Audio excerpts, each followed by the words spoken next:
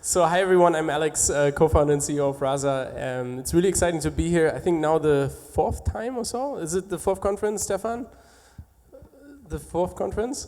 Or third? Okay, that's true. First in New York, third in total. I made all of them so far, and I'm always really happy to come back. And the reason for that is, I think, because there are lots of conferences out there that talk about bots, but this one is always like kind of a bit more practical, and that's what I really like. And that's also what I try to do today. I mean, it's more about NLP, but I have some surprising things in there which are not really NLP related, and I hope that's not disappointing you, but is more learning for everyone. Just really quick for everyone who doesn't know what Rasa is, we are providing a tool set for developers, pretty much using machine learning to automate conversations end to end to build what we call contextual assistance. We're going to talk about that later as well, what that actually means. Rasa is used by developers all over the world. We have a really strong open source community, have been downloaded over 500,000 times and pretty much across all different industries. And don't want to get too much into detail, but we've seen a lot of really exciting use cases as well, I think, that are not like the obvious ones. But what I wanted to start with is really like the kind of title of this talk is like, you know, between super intelligent or between super dumb and super smart. And the reason for that is pretty much when we started working on this, and I was one of the few who hold up their hands 3 years ago at F8, the excitement was really crazy, right? I mean, everyone was saying bots are the new apps. Even Satya Nadella from Microsoft said that. And here we are like 3 years later and it hasn't really happened yet. And so the question is a bit like, if there's this expectation that assistants or bots are like super smart, reality mostly they are super dumb, what's kind of in between, right? And is it just, should we just wait until general artificial intelligence is around and not organize conferences like that and just then hope that it all magically works? We think not. So what we actually think and see, and I think lots of you also see this in reality, is that there's some sort of continuum between super dumb and super smart. And that's kind of what we like had internally at Rasa for quite some time. And something that we wrote about last year is pretty much those like 5 levels of AI assistance. And the whole idea of this is really to give a bit of an outlook also on like what comes next, but also where are we right now. And today I want to focus a bit more on the where are we right now, specifically on the NLP side of things as well, and also what has to happen to get to level 5. But just really quick to walk you through what this actually means. So the way how we think about this is that level 1 is really just a notification, and it's pretty much what you're used to forever on your phone, ever since you used the mobile phone, where you get a notification but then you can't really interact with it and you can't really do something about it. Level 2 is where you can actually do something about it, as in like you can respond or you can propose like one question, but then afterwards you can't really do anything else interesting. And it's really more like this classical idea of like an FAQ assistant, right? It's like one question, one answer. And I'm gonna talk about that later as well, but I think most bots right now are very much in this category. Level 3 is what we call contextual assistance, and it's pretty much around like automating a full conversation, right? So if you think of like level 2 as, oh, I lost my credit card, and then the answer of the bot is like, here's a link where you can order a new credit card. What level 3 would do for you is it actually orders a new credit card and has the whole conversation with you around that topic. And I think that's also where it becomes much more interesting for larger companies. Level 4 is then like the next stage of like even more personalized, right? So what we mean with that is not calling the user by their name. I mean, it's trivial. It's really more about like, you know that your user has certain habits, they have certain workflows, and then based on that steer a conversation, right? That's what I think humans, if they spend enough time with other humans, are pretty good at, like figuring out the nuances of how to talk to somebody, what they're interested in. So that's level 4. And then level 5 is kind of that on steroids, where you have lots of different assistants in a big company, and they all work together, and they know what other assistants talk with their customers and learn from each other. And for us, that's kind of like the final stage of this. If you're familiar with like Lemonade, Shai, the CEO, wrote a really cool, interesting article on like how they organize Lemonade around this kind of concept of an autonomous organization. And that's really where we see this going. And I think for that then, it's also a very interesting topic, obviously, for big companies when you think of like, how can you automate and like, how can you be in charge of your own automation in that sense. But yeah, one thing that we keep on saying since 3 years at Rasa is that it's extremely early days when it comes to conversational AI. And I think the more we're working on this, the more we realize that it's not just like happening tomorrow, but it's more like a longer journey of like 5 to 10 years to actually make it happen properly, right? Because I think it's really trivial to get started with just like a simple AI assistant that can answer questions nowadays. And it's pretty much also, I think, what we predominantly see still in the market. And so level 2, I already gave an example for that, but it's really like one question and one answer. And then you usually still leverage your existing website or other like knowledge repositories or so to link people to that. You might do like some dialogue to figure out like where to lead people to, but the really interesting part then comes when in the insurance example here, you can actually give people a quote, right? I mean, the reason why Lemonade is so successful, I think especially on their like onboarding part, is because they do this whole through a conversation, and it's like a really nice experience for the user. For a product which is arguably really complex and boring, right? I mean, I don't like insurance. Sorry, Tim in the back from Travelers. We're still friends, but I think like as a customer, I'm not the biggest fan of insurance, right? There are other more exciting industries as a customer. And so how can you make this more exciting? Obviously through a conversation. So I think that's a big step. And everyone wants to build it, but it's actually really hard. And what I wanted to spend a little bit of time on is like explaining why we think it's really hard, or what we see in the community, why it's really hard. But then the good news is some people have done it, right? Everyone was like really excited about Google Duplex last year. This year there have been some more cool updates from Google on that end, and Assistant like being more available. And I think that's great, but then it's Google, right? And not everyone can afford to have a research team like Google. But also other people have done it. And so one thing that I quickly wanted to show, I hope that the video works, is just this demo here from Adobe. Finding the perfect image or video can be like finding a needle in a haystack. At Adobe, we're using machine learning and AI to help you find the perfect content faster. Find photos of flowers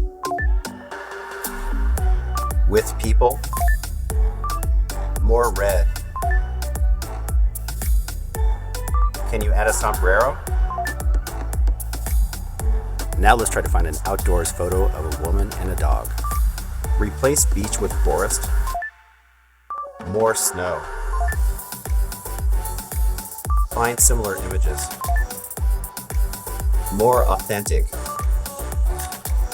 Perfect. Edit in Photoshop.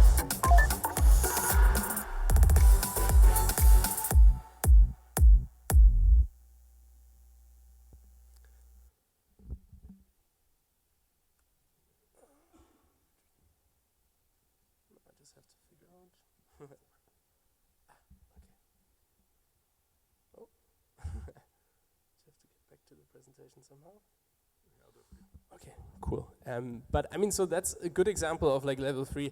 I think on the NLP side, I think interestingly enough, it was more like command based. So not like full sentences or like longer dialogues, but it actually was able to keep the context and was able to have a real conversation with this, in this case, image search from Adobe.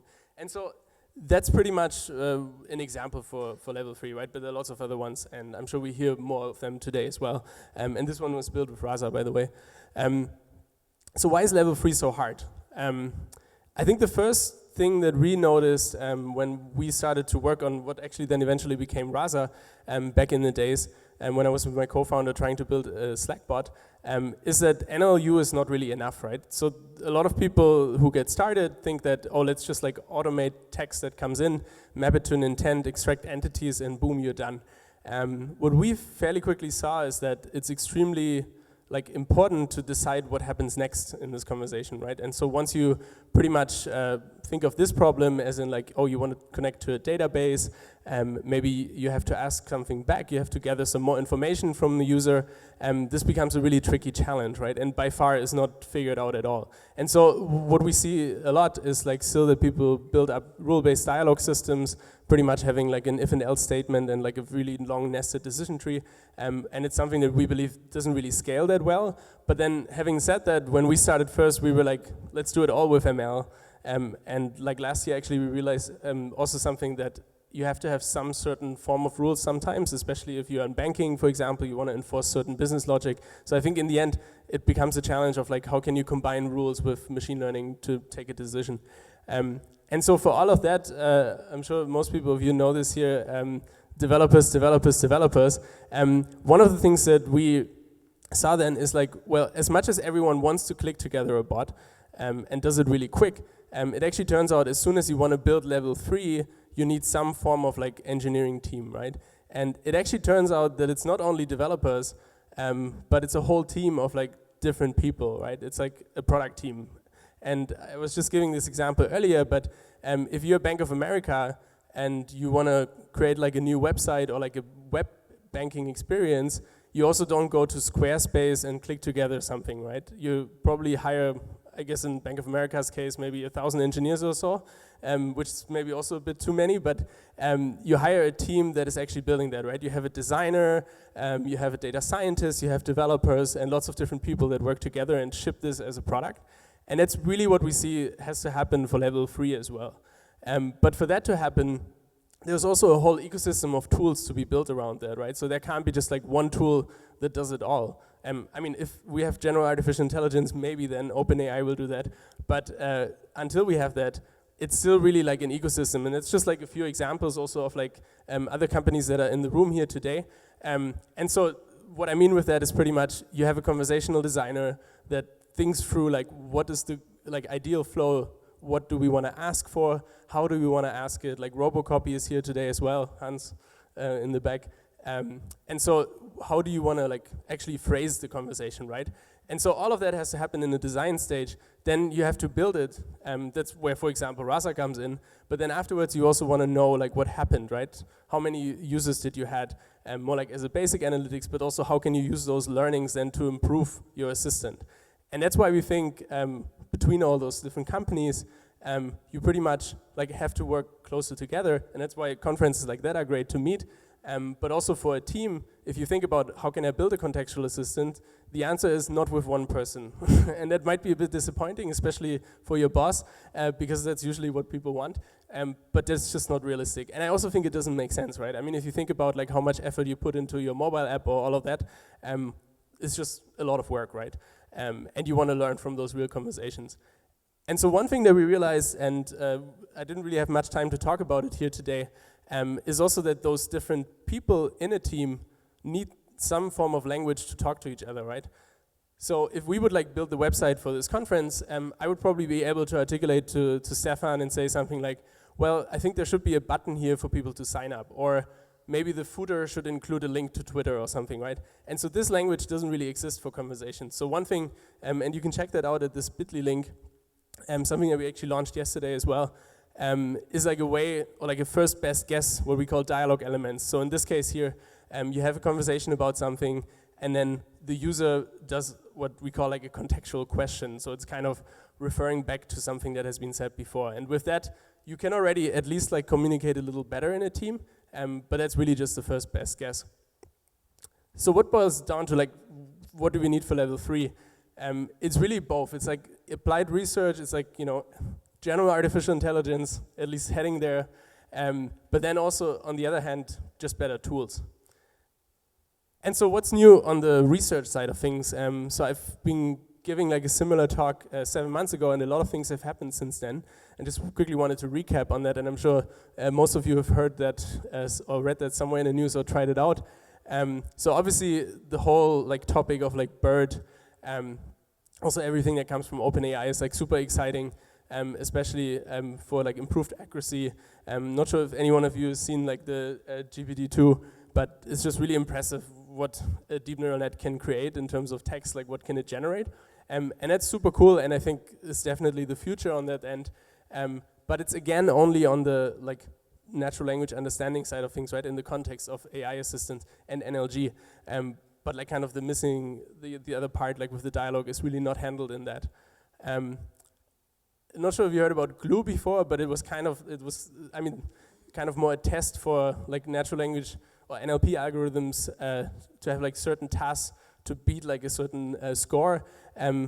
Glue is not cool anymore because all those like birds, the birds of the world, got so good at those tasks that they are pretty much like almost human level accuracy.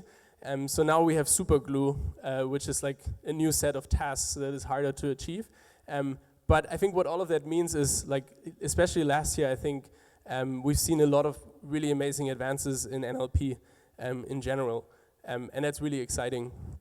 On the dialogue side, I just have this one example here. One thing that we've been trying to do at Rasa for a while is to like transfer learn from a dialogue to another one. So if you, for example, have a conversation about like a claims process for one category of claims, and you have like certain like, you know, dialogues that go off that path or like are not really how you expected them to be, we think it's really important to learn from those and like kind of apply those learnings almost like in a generalized way to other dialogues. And it's something that this paper has been all about. If you're more interested in that, we can chat about that later. But so I think to summarize it a bit, like on the research side of things, there have been a lot of things happening, and it's really exciting, and I think it's a great time to work in NLP.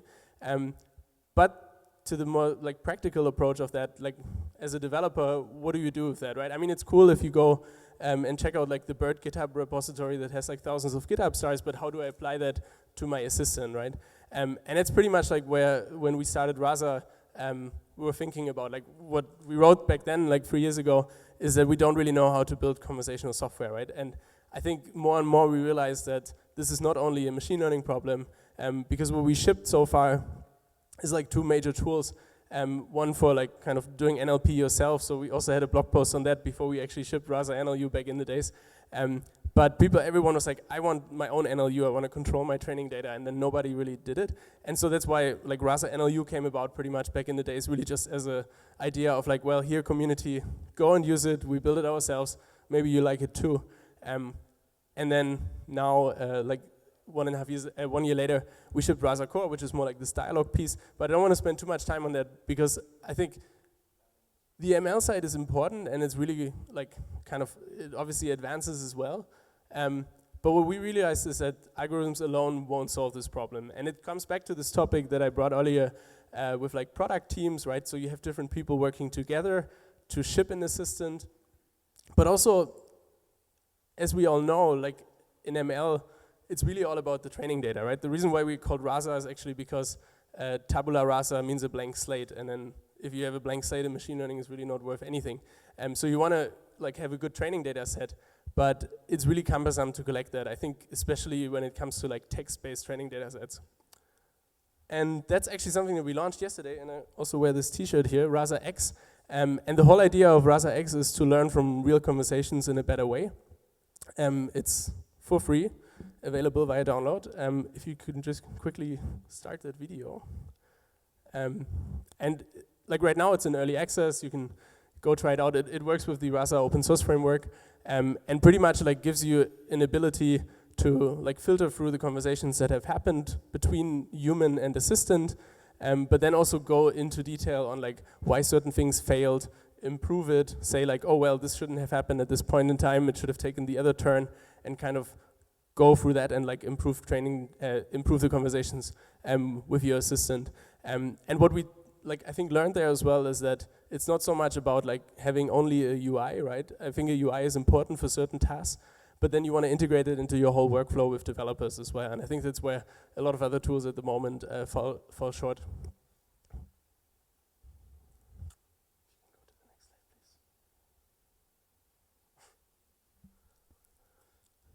So, yeah, that's a good machine learning problem. I'm sure you know this from Silicon Valley. But what is Rasa X and what's not? Because we get this question all the time. So it's really a tool for like annotating conversations. It's totally optional as well, so you don't have to use it if you only want to use the Rasa open source stack. But it's also very much like not a hosted service. So you can run it all on your infrastructure, on your AWS, wherever you want to. And the most important point, it's not an all-in-one platform because we just don't think that this gets you to level 3 at the moment. So you want to integrate it with other tools. And I mean, Bot Society is here as well, BotMock. More on the design side of things, we've been integrating with those guys to make it easier in the whole process to work with designers and developers, and it's still really long way to go. I talked about level 5, and obviously a big question is like, when do we get there? When can we all like spend time only in Thailand and chill on vacation and don't have to work anymore? It's still a long way to go, I think, because first of all, I think level 3 has to become the standard, and I think that's what conferences like this are also great for meeting and like kind of exchanging learnings, because it's really not just like an algorithm problem. It's very much also like a product and tool problem, I think. Still wanted to leave you with a few thoughts on like what's needed to go to level 5. I think one thing that I briefly mentioned on it already with like the transfer learning aspect, I think this will become very important when it comes to like learning between assistants. Like if you are an insurance company and you have one assistant in claims and then you have one in sales, and if those can like learn from each other in like, you know, what are the most common claims that happened in the last 12 months or so, you know, oh, maybe we should like create a new product out of that, right? I mean, those are all like insights I think that are very far in the future, but that's what I mean with this. End-to-end dialogue training, I think, is definitely it's a bit like, I think, earlier on the horizon. A lot of people start having problems with intents and this whole entity and intent model, which we also think is not really scalable. So if you can train a whole dialogue end-to-end, which means that you don't have to think about like the specific intents in between, this is really interesting, especially when you merge in like reinforcement learning as well at some point, and then really personalization. And I think this is like the piece where it's almost like, I mean, you know, back in the days you had the web 1.0 and then 2.0, and then all you got was like a login experience on a website. I think this really goes beyond that, and nobody has really figured out what that actually means. And I also think it's a bit too early to think about this because there are enough challenges in level 3 to solve for now. Cool. Just a little bit more about Rasa. We are building the standard infrastructure layer for conversational AI. So the way how we think about it is like we want to become the HTML of building assistants. For that, it's really important for us to be open source, accessible for everyone, but also build up a strong community, because we think it's really important for everyone to learn how to build those things together, and not just like for a small group. And so for that specifically, we're spending a lot of time and money and effort on building out this community all over the world. But then also applied research is important, and I think that's still something that we continue doing going forward. On the research, on the community side of things, we have Rasa Developer Summit coming up in September. Great lineup of speakers. Check it out if you're interested in it. I think there will be more probably coming together with Stefan as well. I heard rumors. But in any case, that's one of our community efforts, and we also regularly host meetups all over the world. So if you're interested in that, just check out our website. And we're also hiring in San Francisco and Berlin mostly. If you have any other questions, let me know. And thanks for listening. All right, we've got a couple minutes for questions. Stay up there, sir. Who would like to ask this fine gentleman a question? All right, I'm running. Ginger Donahue, over here. Here you go. This is Nimesh from Capital One. We used Rasa for internal, one of the products, and Rasa is good for supervised data, but what about unsupervised? So you talked about conversational data. We tried it. It didn't do it when we tried it. And how is Rasa different from Lucene? Can you repeat the question, please? So it's more like around the unsupervised learning aspect? That, yeah. I had 3 questions. One is, how is Rasa better than Lucene? Because the indexing part of Lucene is more powerful. And then Rasa is good with supervised data, but what about unsupervised data? And you talked about conversational. Yeah. Was it part of the Rasa X? And so your first question is about Lewis from Microsoft? Lucene. Lucene. Mm-hmm. Oh, Lucene. That's an interesting one. So more the search aspect of it. Yes. Yeah. Oh, okay. Lucene uses TF-IDF underneath the. Yeah. Okay, that's a really good point. So maybe to tackle the first one. And I guess Elastic would be in that realm as well for you, right? Yeah. So that's actually something that we see a lot in the community, that they kind of combine NLU, Rasa, the NLU component, with like Elastic or Lucene in this case. And so just to give everyone else an example for why this could be important. So if you're like, for example, a large airplane manufacturer and you have lots of like different bits and pieces in like your material database, you already have like a really good search on top of that. So why just like go in and like reinvent that and like annotate all the entities in an NLU model like Rasa, or for that matter, Dialogflow or something like that. And we also agree that doesn't make sense. What we've seen actually is that companies have been quite successful in like combining both, so more like using the intent classification from Rasa NLU, combining that with like an entity-based system in Lucene, for example. So if you're interested in that, we can talk after maybe. So I think the short answer to this is like, we don't want to reinvent any of the other existing tools around. We are more on the like, let's integrate them. But I think for that, it's really important to be flexible and customizable and open source in that sense. And then the second part was more about like unsupervised and supervised. So we only do supervised learning. I personally think it's like a bit too early for doing unsupervised learning.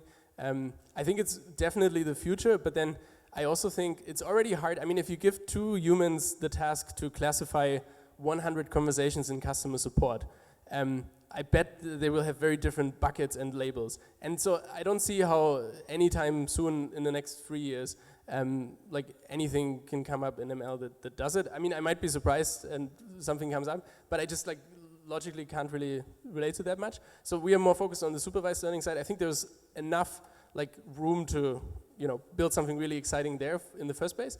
And then on the like dialogue piece, which I think was your third question.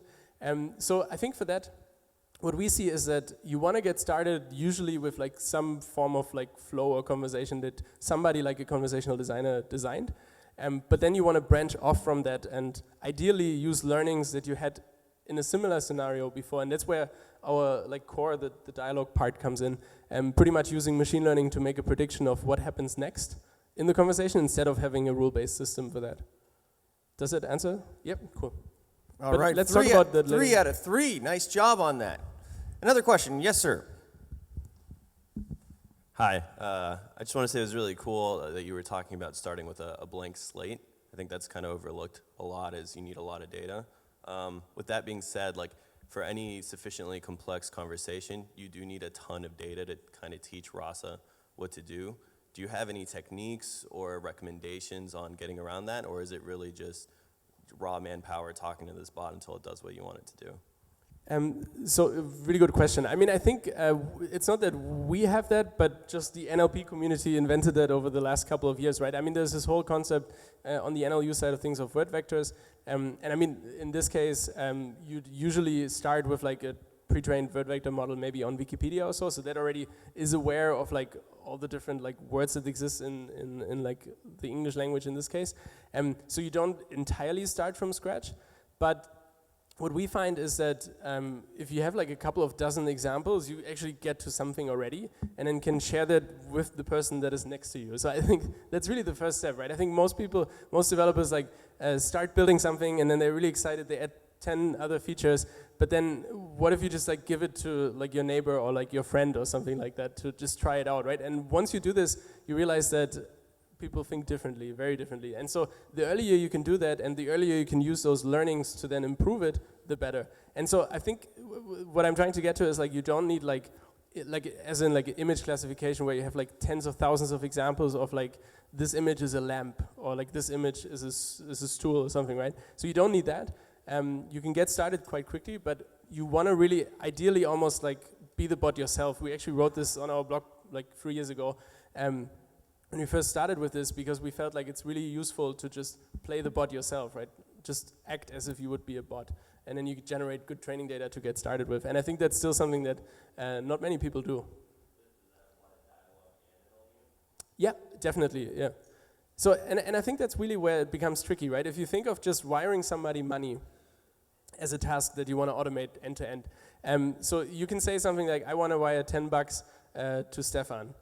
And then the question is already, well, from which account, right? Maybe you have 10 different accounts. And I mean, Caroline is here from Wells Fargo. I'm sure she knows more about like conversational design in banking than I do. But this already gets really tricky, right? But then depending on the context, they might ask something completely different, right? They might also ask back like, which Stefan? Maybe I have like 5 Stefans in my address book. So definitely for the dialogue as well, as early as you can do it. And I think good conversational designers also realize that and do that with the tools like Bot Society or BotMock.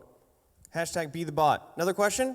All right, now I have a challenge. This is our last question, and just motivated by this guy named Alex I saw talk one time in New York. He said, be the bot. So here's going to be the new challenge, okay? We're going to have a bot question. So you're going to ask a question, and then you're going to respond as though you were a bot. And then we'll see what she responds, and we'll see if we can get, like, this is real conversation design, hashtag be the bot. You ready? Okay, here you go. You are in a bot conversation, and you're asking an expert named Alex. Okay, thank you. Maddie Mantha, can you talk a little bit about your REDP, your embedding policy, and also how you handle chit-chat and corrections in like a non-linear conversation path? I don't understand. Right? Because she had two questions. Yeah. Sorry, So, I'm a bot. So I thought about either saying I don't understand or just not doing anything. But to answer your question, let me just quickly go back to that. So there you have it. That was a stage 1 bot, ladies and gentlemen. Stage 1. yeah. All right, be stage 5. Let's So hear it. That was your question, Maddie, right? About like the embeddings policy. Oh, yeah. Are you talking about the one on NLU?